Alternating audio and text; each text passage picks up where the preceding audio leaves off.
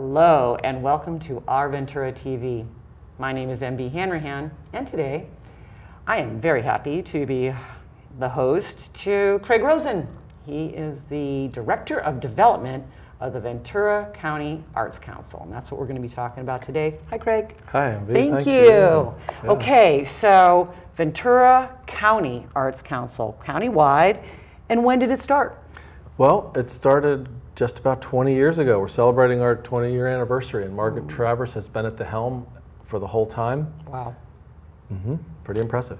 20 years. And Arts Council sounds kind of obvious, but then really, what's the mission of the Ventura County Arts Council? Well, it's a relevant question, especially on the heels of your point about how we're serving the entire county, because that makes it a little different than an arts organization that is either specific to one type of arts or specific to one city in the county. Or one specific institution. Right. So we're multidisciplinary and we represent the whole county. So our mission is to advocate on behalf of the arts and artists and to also promote more arts in the schools. So we're very active that way in programs that bring arts into the classrooms.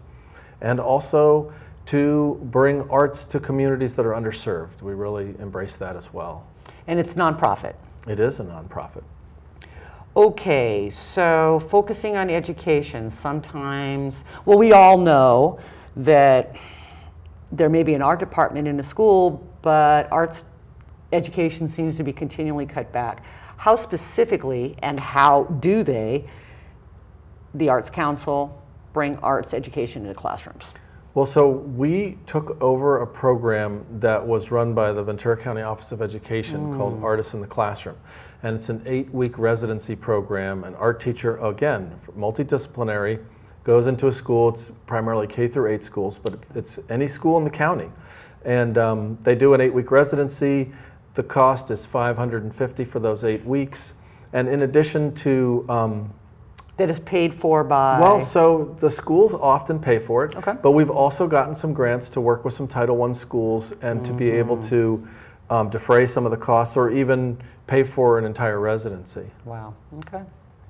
And give me an example of just some of the kind of classes that y'all would Oh, wow. cover. Well, so we have a cartoonist that goes in.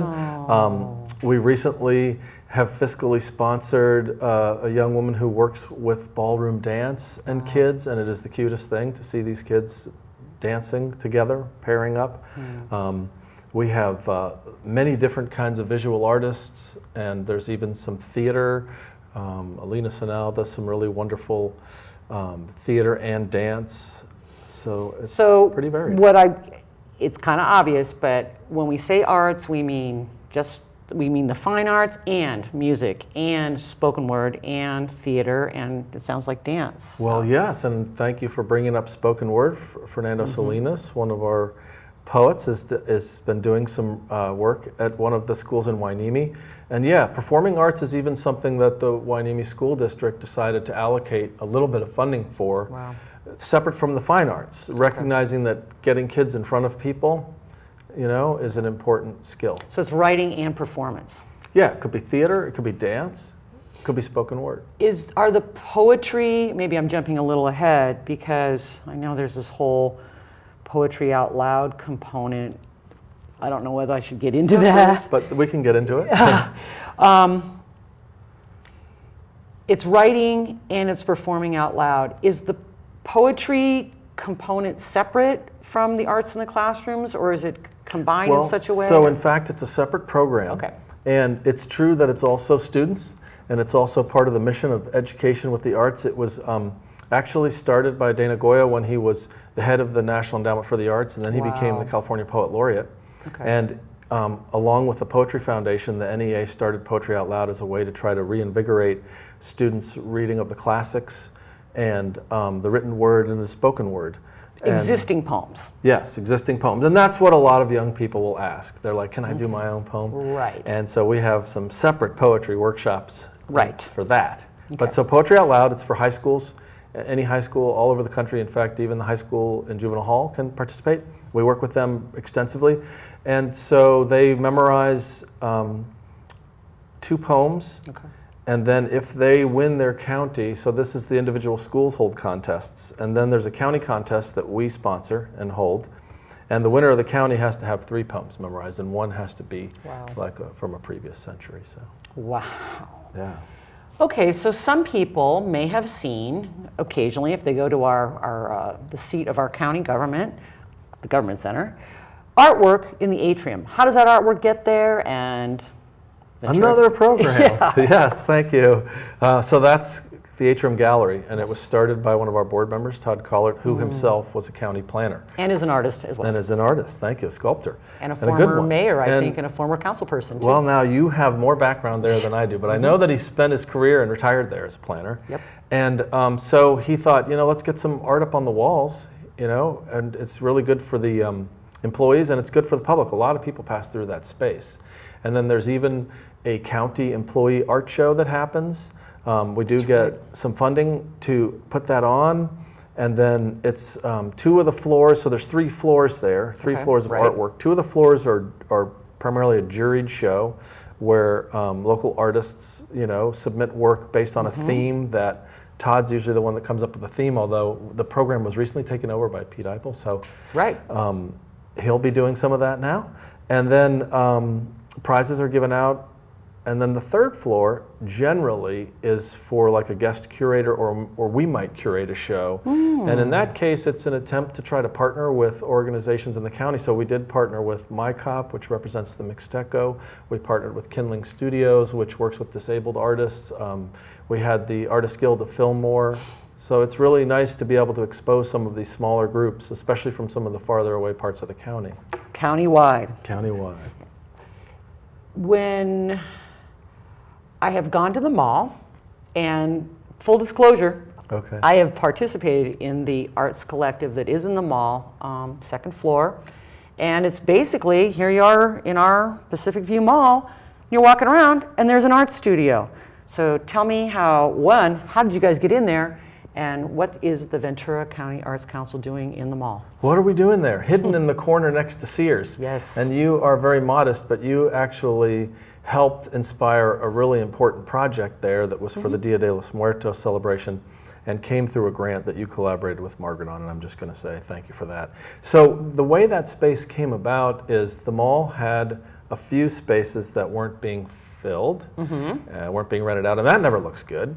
And understandably, it's a tough economy, it's a tough time for malls, and so they put malls are looking to re-identify themselves and rebrand. Yes, rebrand. There you go. Perfect. And that's a good point. So it's a partnership with the Macerich company, which owns the Pacific View Mall, and they did put their thinking caps on and thought, okay, why don't we see if the Ventura County Arts Council can occupy the space and make things happen there that could be interesting for people, and in exchange we can offer them the space because we know they're a nonprofit organization. Right. So it began really as a place where we would offer artists the opportunity to do their work there like a studio and display their work, and then they're also there manning and womaning the space. Yes. You can say it that way.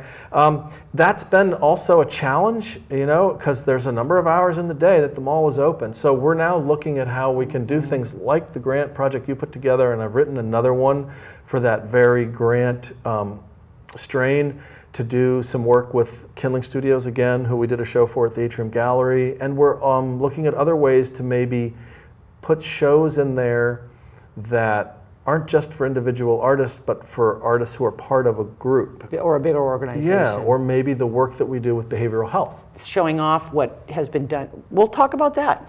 Okay. The work with behavioral health. Well, That's certainly an underserved population, or not no question. What people would think of immediately. Yeah, and here in Ventura, New Visions is part of the Turning Point Foundation, and it's a mental wellness drop-in facility. I was introduced to them by an artist named Lisa Solvang, who has her own group called Knitting in Recovery, and we now fiscally sponsor her.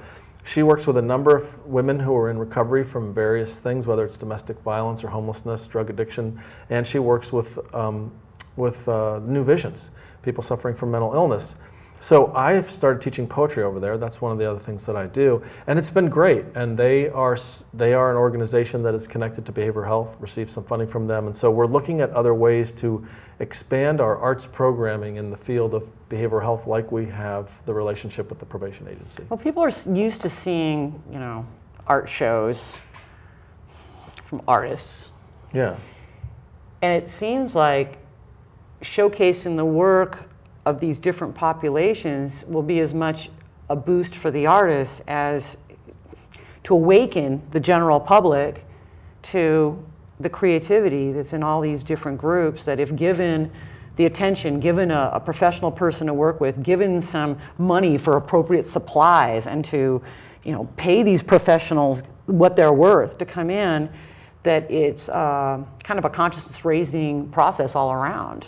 It's so true. And you know, there are a lot of people that are probably very uncomfortable around somebody who has pronounced autism or some form Who's of different. Yeah, mental illness than that's them. maybe really quite noticeable in their behavior. And the beauty about if they are expressing themselves creatively and we can display their art is it's a chance to see that person in a whole new light and to recognize you can't just, you know, limit your viewpoint of what is possible for them through the lens of their difficulty. There's so much more going on. So we did a show at that space at the Pacific View Mall for an artist who is autistic and has trouble verbally communicating, but he's an amazing painter. And it was a great show. And he was there and he did talk a little bit about his paintings. And while it was a challenge, I think the whole thing was a success. In your role as Director of Development, in case people don't really figure that out, that is usually developing funding and resources. True. So it sounds like, and I know this actually, but the Arts Council hooks in with statewide and national arts programs, correct? Like through this grant writing and such? True. So there is a national arts program that's related to like government employees, for example. So I mentioned that we get a small grant, but it's nice to help with that one show at the atrium for the county employees. And then, of course, the National Endowment for the Arts, most people have heard of them. They have a number of programs.